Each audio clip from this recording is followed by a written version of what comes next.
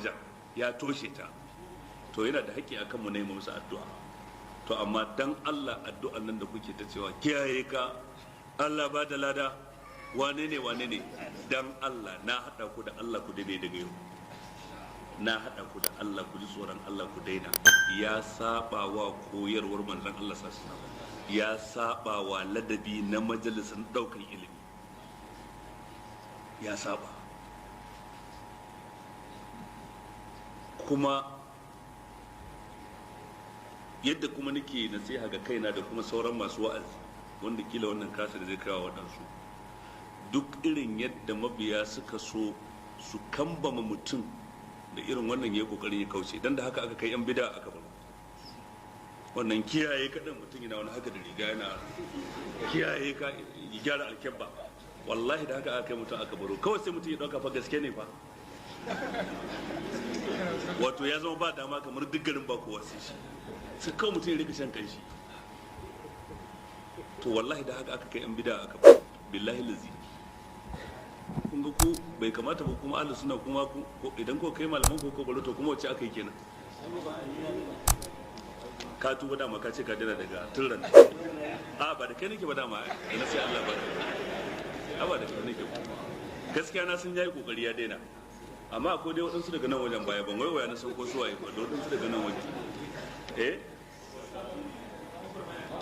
Gaskiya gwagwarmaya ma ina jin na shi ma wallahi kun tsoron Allah ka daina. Jama'a ku zama shaida, na faɗa masa in bai yi aiki da shi ba wannan tsakanin shi da ubangijinsa, kuma an yi a gaban jama'a. Da haka dan Allah ku ji tsoron Allah, wallahi ba abin wasa bane, ba abin dariya bane ba. Galibi ba ma taimaka malaman mu yadda su da daɗin isar da da'awa. Akwai hanyoyin taimakawa da yawa. Ya kuke surutu malam? Ɗaya daga cikin mafi muhimmanci addu'a da za mu yi musu tsakaninmu da ubangiji ba su sani ba,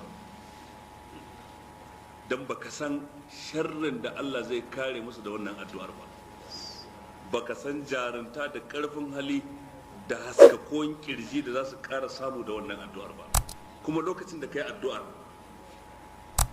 inda addu'a take da wani tasiri da wani abin mamaki, wanda kai wa addu'an kayi masa ihsani, a wani lokacin ihsanin da kai masa ya fi ihsanin wanda ya bashi kuɗi.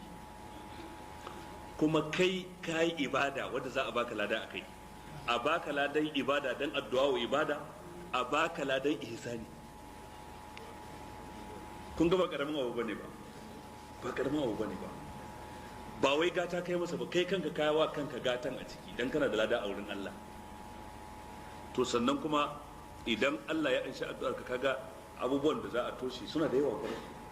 Don bambanci tsakanin malami mai wa'azi da sauran gama garin mutane,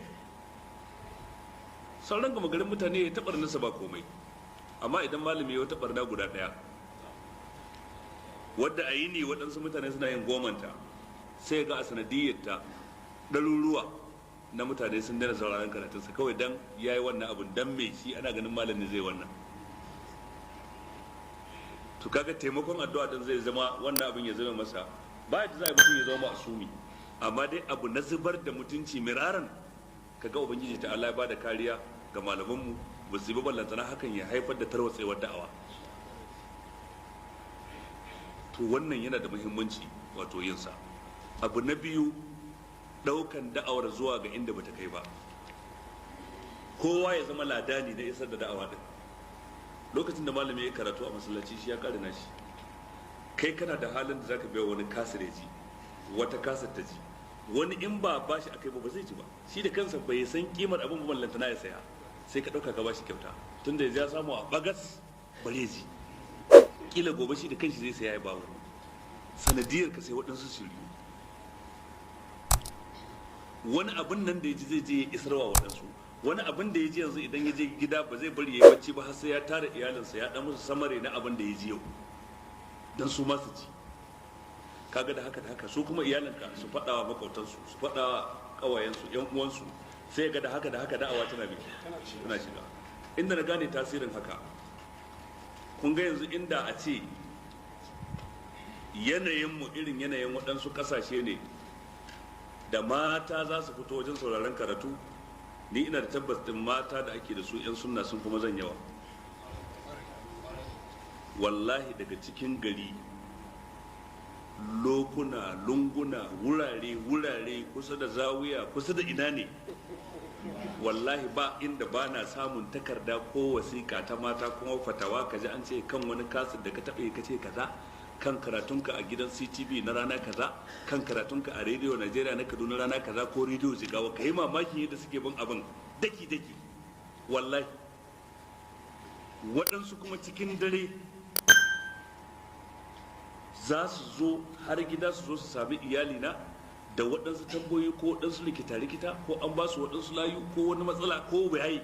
Wallahi daga cikin gari waɗansu ma za su ce ba za su faɗi unguwarsu ba, saboda daga unguwarsu in an sai inda za su je to ƙarshen ta gida sai an taru a family a musu taron alatsi ne. Wallahi ba za su kirgu ba a nan cikin Kano, suna nan. Don haka da'awa tana tafiya alhamdulillah, amma kar mu rudu da cin nasarar da muka samu. Kullum mu rena aiki mu mayar da shi ɗan kaɗan, kuma kar mu rena kaɗan ɗin mu in mu ga mu ƴan kaɗan ne, kuma kar ya zanto alaƙa da ke tsakaninmu da abokanan da waɗanda suke ganin mu 'yan adawa ne.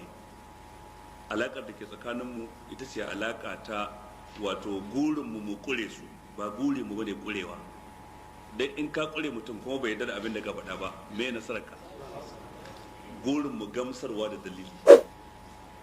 Ko tashin kura da kake jin ayi kaza, saboda yawanci sukan samu mutanen su sai su faɗa musu ƙarya daga su sai su. To wani lokacin shi sa muke kawo irin waɗannan ababen da tarihi, lokaci kaza an yi kaza, lokaci kaza an yi kaza, lokaci kaza an yi kaza, sai mabiyan su ce ashe abin haka ne. Ko kuma wani lokacin su samu wani su yi masa ƙarya, ai in mun ga dama kamar kifta da bismillah wani babu shi, duk ba irin ƙarya da ba sa yi. To irin wannan sai ka faɗa wani lokacin ka yi wannan dan a san cewa ƙarya ne, amma ba wai don gurin mu a ce wai mun kore mutum ba. Wallahi ba na gurin a ce na kore wani a duniya, guri na wane ya fahimta. Ba na gurin in kausasa harshe, amma na san akwai lokacin da yana daga cikin manufar musulunci kausasa harshe.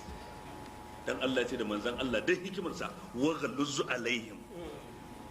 Na san wannan yana da fa'ida a waɗansu wurare da waɗansu lokuta. Wani wurin kuma sai a bi shi sai sa tafi. Ina fatan mun fahimta. Allah ganar da mu, Allah nuna mana kurakuran mu gyara, abinda muke da dai Allah ka dawo mu da mu akai. Wassalamu alaikum.